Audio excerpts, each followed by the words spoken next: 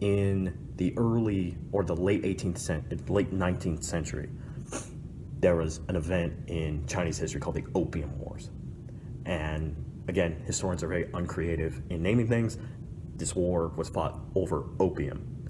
Specifically, the British had essentially gotten the entire nation of China addicted to opium so they could sell it. Very callous, very evil, but that's what happened. And the leaders of China were the old wise leaders, realized that this was a problem, and they just said, well, you know what? The Americans went and threw their tea in the harbor, so we're just going to go and unload all these ships and throw opium in the harbor. And it doesn't matter if our whole country goes into withdrawal, we're going to use this to break away from the influence of the British. And this led to a war because they destroyed millions of dollars of opium. And it was the beginning of many movements in China to break away from the influence of these Western countries. Unfortunately, included in this, the influence of Western countries, was Christianity, which they brought with missionaries. So unfortunately, we also started seeing missionaries and even Chinese converts be killed and martyred because of what was going on. The sort of high point of this was something called the Boxer Rebellion in the early 20th century. And almost all missionaries were killed, and Chinese converts were given the chance to either apostatize or get their heads cut off. Familiar story.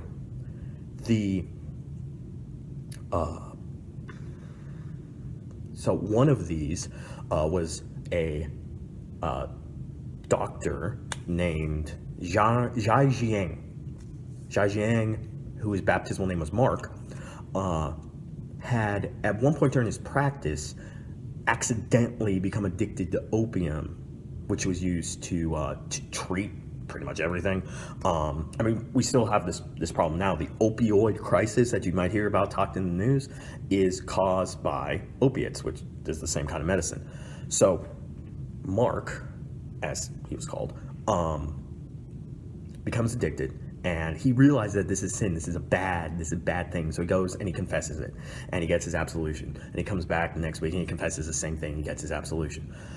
This goes on for a little while, and the priest, who was good intentioned but there was no knowledge of how addiction works the way that we have it now, told Mark, look, you keep coming back to me, you keep confessing the same thing, you don't have a firm purpose of amendment.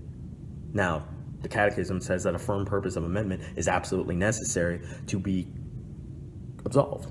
So the priest did what he thought was his job and withheld absolution. And because he withheld absolution, Mark could not receive communion. And this lasted for 20 years. He went to Mass, he participated as much as he could, but he couldn't receive communion. He was cut off from that communion with God, that strength that we get from the medicine, as Pope Francis calls it, the medicine for the weak.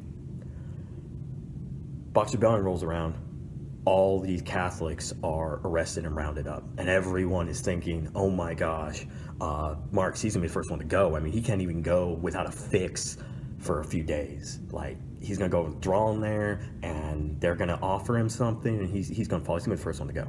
But he wasn't. In fact, he told his captors that I want to be the last one of my family to die, so none of my family has to die alone. And he was. He's a martyr. He's canonized.